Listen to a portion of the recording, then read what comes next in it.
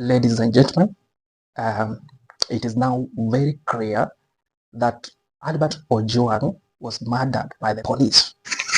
This is the CCTV footage which the Citizen TV was able to obtain. It shows very clear vile maaskari walileta Ojwang kwa gari lao.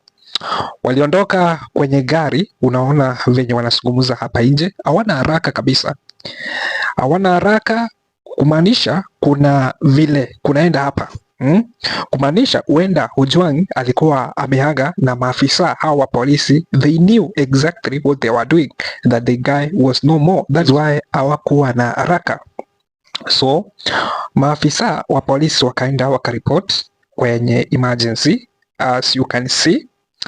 After reporting, wakamwendea kwenye gari.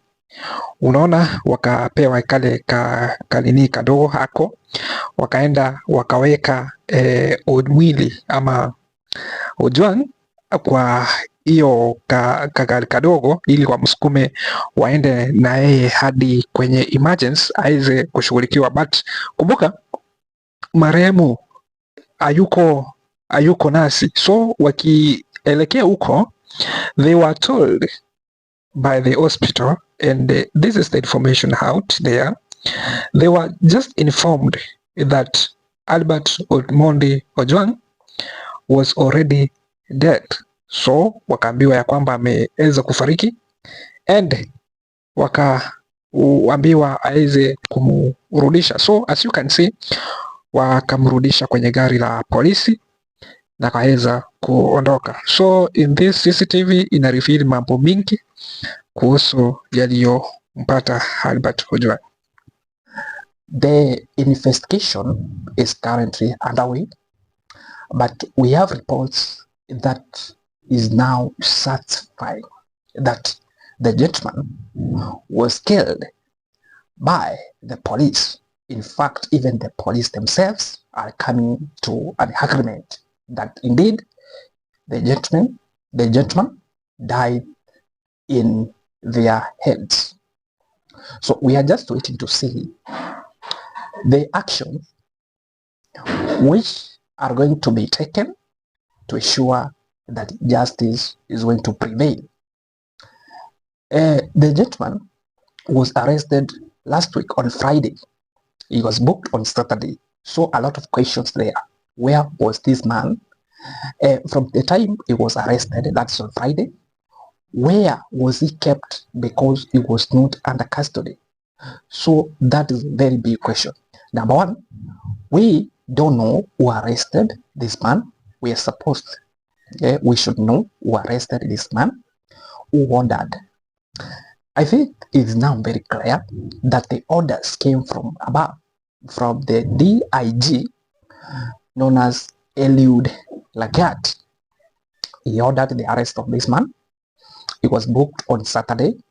I don't know, I can't explain, and we demand answers where this gentleman was on Friday or before he was being interrogated. So the period between the arrest and the booking.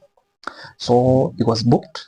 It is now the information which is now being spread, or which is now revealed according to the Star, is that on the night of Saturday, after the guy was booked, at around 9:35, the man was taken out of the cells, put in a police vehicle under the instruction of senior security personnel, and he was driven all the way from the Central Police Station to Karura Forest, where he was tortured, he was injured until the gentleman was unconscious. That is when they decided to put him to the vehicle, drive him back to the Nairobi Central Police Station. So the gentleman was tortured, was injured until he was so unconscious. So who ordered this? Ladies and gentlemen, we should not sugarcoat here. The guy who ordered the torture was none other than Eliud Lagat. So we are just waiting to see which actions Eliud Lagat is going to receive, because for Kenyan to remain peaceful, for Kenyan to regain the confidence, especially on the security apparatus, Eliud Lagat should be disciplined. Action should be taken against one Eliud Lagat. So we are just waiting to see how the whole thing is going to unfold, because it is now very clear. We know the culprit number one is Eliud Lagat, because he's the one who ordered the arrest and everything circulating under him. Number two, the OCS of the Nairobi Central Police Station, he has also questions to answer. Number one, he should reveal how, in which condition was Omondi received to the cell. He should reveal the circumstances under which Omondi was taken out of the cell on that night of Saturday, and the condition in which Omondi was received back to the cell the same night at around 1 a.m. He should also tell us why the Cctv was tampered with, who tampered with, and what was the content of the Cctv. We know they are technology experts. We must now know what the content of the Cctv was, because I'm very sure wako na uwezo wa kurudisha matukio jinsi yalivyotokea kwenye Cctv zenye zilikuwa kwenye seli. So ni tumai langu ya kwamba haki itafanyika, haswa kwa mzee ambaye alikuwa mwenye huzuni mingi, mwenye alikuwa na machozi yalimtiririka kabisa, ya kwamba mtoto wake wa kipekee anaweza kufa kifo cha uchungu ambacho kilimpata Albert Omondi Ojwang. We are waiting for the answers.